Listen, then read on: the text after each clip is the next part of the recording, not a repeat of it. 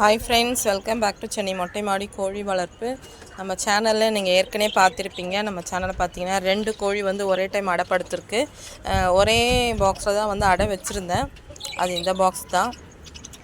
என்னாச்சுன்னா இடையில ஒரே இடத்துல அடைப்படுத்ததுனால இவங்க முட்டையை வந்து ஷேர் பண்ணுறதுல வந்து சில சண்டைகள் வந்து ஒரு 2-3 முட்டை வந்து உடச்சிட்டாங்க. அது இல்லாமல் ஒரு கோழி வந்து இதுக்குள்ளே முட்டை போட வரும் டெய்லி, ஒரு கைராளி கோழி. அது என்னாகணும், எல்லா முட்டை மேலே ஏறுறது, எங்கே கேப் இருக்கோ அதில் போய் போடுறேன்னு சொல்லி அதில் வேறு முட்டை உடஞ்சிருச்சு.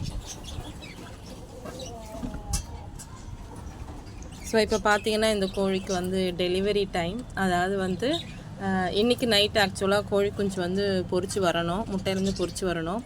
அப்படி இல்லைன்னா நாளைக்கு காலையில். ஸோ இன்றைக்கி தான் வந்து 21st டே. நான் வந்து ரொம்ப நாள் கழித்து நம்ம மொட்டை மாடியில் வந்து கோழி குஞ்சு பொரிக்க போகுது. வைக்கும்போது ஒரு 9 முட்டை வச்சேன். சரி, கோழி குஞ்சு 2மே அடைப்படுத்திருக்கு, நல்லா பார்த்துக்கோணும். ஆனால் இவங்களுக்குள்ளே வந்து முட்டைக்கு சண்டை வந்துருச்சு. அதுக்கு தனியாக முட்டை வேணும். சில டைம் பார்த்தா ஒரு கோழிக்கு மட்டும் அடியில் ஒரே ஒரு முட்டை இருக்கும், இது எல்லாத்தையும் இழுத்துருக்கும். சில டைம் பார்த்திங்கன்னா 2 முட்டை ஒரு கோழி வச்சுருக்கோம், மற்ற முட்டையெல்லாம் இன்னொரு கோழி வச்சுருக்கோம். அதனால் வந்து இப்படியே சண்டையில் போய் கடைசியாக போய் இவர்கிட்ட இருக்கிறது ஒரு 6 முட்டை இருந்துச்சு. இன்னும் இந்த முட்டையெல்லாம் வந்து எப்படி பொரிக்க போகுதுன்னு பார்க்க போகிறோம். இங்கே பாருங்கள்.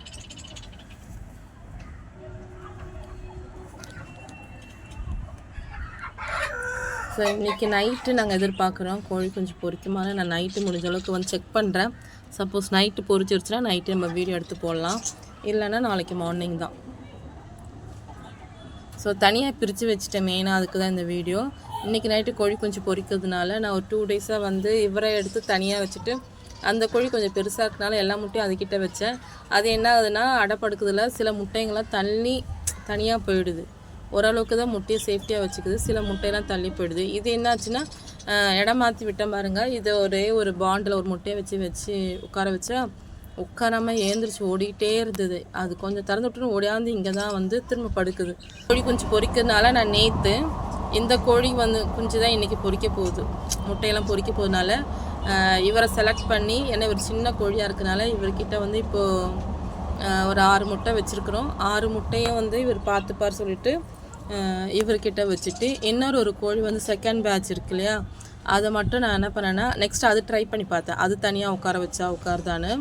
அது போய் சைலண்ட்டாக உட்காந்துருச்சு. அவரை எடுத்துன்னு போயிட்டு நான் என்ன பண்ணேன், நம்ம இதுக்கு முன்னாடி வந்து பாத்ரூம்குள்ளே வந்து ஒரு ஓரமாக வைப்போம் அடைய, அது போல் வச்சு கோழி குஞ்செல்லாம் பொரிச்சிருக்கு. ஸோ நம்ம அங்கே வச்சு ட்ரை பண்ணலாம். கொஞ்சம் அந்த இடம் இருட்டாக இருக்கும், சைலண்ட்டாகவும் இருக்கும், யாரும் டிஸ்டர்ப் பண்ண மாட்டாங்க. வாஷிங் மிஷின் மட்டும் தான் ஓடும். ஸோ அங்கே வைக்கலாமான்னு பார்த்தேன். அது ஆனால் அழகாக உட்காந்துருச்சு.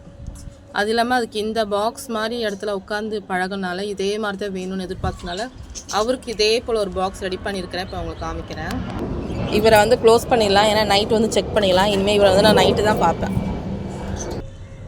ஸோ இதுதான் நம்ம பாத்ரூம். குளிக்கிற பாத்ரூம்குள்ளே பார்த்தீங்கன்னா இங்கே எப்போவுமே கோழி வந்து அடை வைப்பேன், ஏன்னா இங்கே வெறும் வாஷிங் மிஷின் மட்டும் தான் இருக்கும்.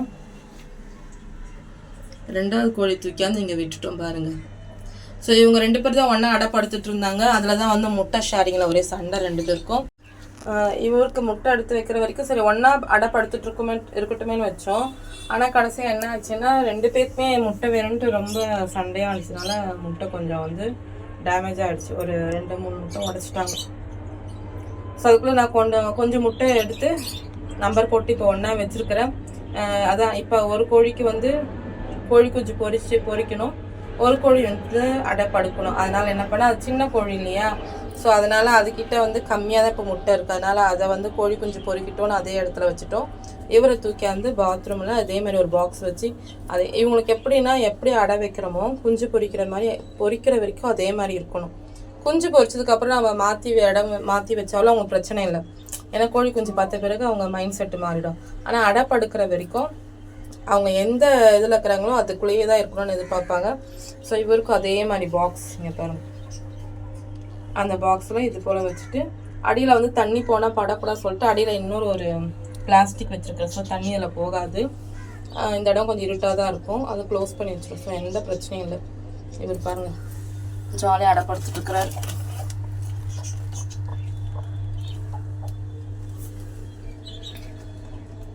அவ்வளோதான், அட்ஜஸ்ட் பண்ணி எல்லா முட்டையும் உள்ள தள்ளிப்பார். ஸோ இவர்கிட்ட எவ்வளோ முட்டை இருக்கோ அந்தளவுக்கு அட்ஜஸ்ட் பண்ணி உள்ளே வச்சுட்டோம். மீதி முட்டை பார்த்தா 2 பேர் ஒன்றா அடைப்பு எடுக்கும்போது கொஞ்சம் முட்டை 1-2 வெளியே வரும், அதை எடுத்து அவர் வச்சுப்பார். அதனால் இப்போ வந்து கோழி குஞ்சு வரப்போகுது, அதனால் பிரிச்சுட்டோம். இப்போ பிரித்தாதான் கோழி குஞ்சு வரும்போது கரெக்டாக இருக்கும். இல்லைன்னா கோழி குஞ்சு பிரிக்கிறது, கோழி குஞ்சுக்கும் சண்டை போட்டு கொத்தி சாகடிக்கிறதும் நடக்கும். அது ஒரு டைம் நடந்துச்சு. நம்ம ஒரு டைம் 3 கோழி அடைப்படுக்கும்போது ஓடி வந்து ஒரு கோழியை குஞ்சு பொறிச்சதில் இதுவும் ஏறிப்படுத்து ஒரு கோழி குஞ்சு, நல்ல கோழி குஞ்சு இறந்து போச்சு. அதனால் நான் வந்து என்ன பிளான் பண்ணியிருந்தேன்னா, கோழி குஞ்சு பொரிக்கும் போது பிரிச்சிடலாம், அது வரைக்கும் 2 கோழி மாற்றி மாற்றி அடைப்படுத்துக்கும், முட்டையை பார்த்துக்கும் பார்த்தேன். பட் முட்டை பார்த்துக்கிறது கூட சண்டை வருதுன்னு இப்போ தான் தெரிஞ்சுது. ஆனாலும் பிரித்து வைக்கிறதுக்கு நமக்கு இடம் இல்லை. இப்போ வந்து சரி டிசைட் பண்ணி இதுக்குள்ளே தள்ளியாச்சு பாத்ரூம்குள்ளே. இப்போ கம்முன்னு உட்காந்துட்ருக்கிறாரு. ஸோ இப்போ இவர் வந்து கோழி குஞ்சு பொரிக்கிறது வந்து April 1 இவர் பொரிக்கிறது. ஸோ நம்ம April 1 வரைக்கும் இவர் கோழி குஞ்சு எத்தனை பொரிக்குதுன்னு பார்க்கலாம். ஸோ ஓகே ஃப்ரெண்ட்ஸ், இப்போ கோழி குஞ்சு பொரிக்கிறதுக்கு 2 கோழி தனித்தனியாக வச்சுட்டோம். நம்ம சேனல் ஃபஸ்ட்டில் வந்து பார்த்துட்டு இருக்கிறவங்க தெரியும், 2 பேரும் ஒன்றா தான் அடைப்படுத்திட்டு இருந்தாங்க. அதாவது 20 நாள் ஒன்றா தான் படுத்தாங்க.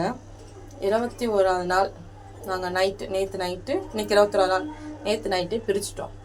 பிரிச்சதில் இந்த கோழி ஓரளவுக்கு அக்செப்ட் பண்ணிக்கிச்சு, அந்த கோழி வந்து அக்செப்ட் பண்ணாதனால சரி பொரிக்கிற கோழி குஞ்சியோட முட்டையில் அதுக்கிட்ட வச்சுட்டோம். இவர் வந்து அப்படியே கண்டினியூ பண்ணுறாரு. இவர் April 1 வரைக்கும் கண்டினியூ பண்ணுறாரு. ஸோ இப்போ அது 21 நாள் அடைப்படுக்குது. இவர் வந்து ஆக்சுவலாக 42 நாள் அடைப்படுக்கிறாரு. கோழி குஞ்சு வந்து அடை வச்சிங்கன்னா கோழி முட்டையிலேருந்து குஞ்சு வர வரைக்கும் அது எவ்வளோ நாள் ஆனாலும் அடைப்படுத்திட்ருக்கோம். நம்ம அதனால் பிளான் பண்ணி அதுக்கு ஏற்ற மாதிரி மாற்றிக்கலாம், ஒன்றுமே பிரச்சனை இல்லை. ஆனால் கோழி குஞ்சு பார்த்துருச்சுன்னா அதுக்கப்புறம் சரியாக அடைப்படுக்காது. இப்போ நல்லா தூக்கத்தில் இருக்குது. ஸோ உங்களுக்கு ஓரளவுக்கு ஐடியா புரிஞ்சிருக்கும்னு நினைக்கிறேன். அதனால் இவர் வந்து இனி April 1 வரைக்கும் அடைப்படுப்பார். இவர் மொத்தமே பார்த்தீங்கன்னா 42 டேஸ் ஆகிடுச்சு. ஆமாம், ஸோ அவருக்கு வந்து 21 டேஸ். ஸோ ஓகே ஃப்ரெண்ட்ஸ், இந்த வீடியோ மறக்காமல் பிடிச்சிருக்கோன்னு நினைக்கிறேன். உங்களுக்கு முட்டை இல்லை ஆனால் 2 கோழி அடைப்படுக்குது, 3 கோழி அடைப்படுக்குன்னா இந்த மாதிரி பிளான் பண்ணிக்கோங்க. கோழிக்கு ஒன்றும் ஆகாது. நீங்கள் டெய்லி ஒரு டைம் காலையில் ஒரு காலர் வெளியே எடுத்து, அதுவே போனால் கூட நீங்கள் எடுத்து வெளியே விட்டுருங்க. போய் தண்ணி தீனியெல்லாம் சாப்பிட்டுட்டு கொஞ்சம் அந்த காலெல்லாம் ரிலாக்ஸ் பண்ணிக்கிட்டு அதுக்கப்புறம் எச்சம் போடுறதா இருந்தால் போட்டுட்டு வந்துடும். ஸோ இது போல் நீங்கள் வந்து இல்லை ஒரு நாள் விட்டு ஒரு நாள் கூட ப்ராக்டிஸ் பண்ணிக்கோங்க. ஆனால் கோழிக்கு ஒன்றும் ஆகாது. ஸோ ஓகே ஃப்ரெண்ட்ஸ், இந்த வீடியோ உங்களுக்கு கண்டிப்பாக யூஸ்ஃபுல்லாக இருக்கும்னு நினைக்கிறேன். மறக்காமல் நம்ம சேனல் சப்ஸ்கிரைப் பண்ணி பாருங்கள். உங்கள் ஃப்ரெண்ட்ஸ் எல்லாருக்கும் ஷேர் பண்ணுங்கள். தேங்க்யூ, பாய்.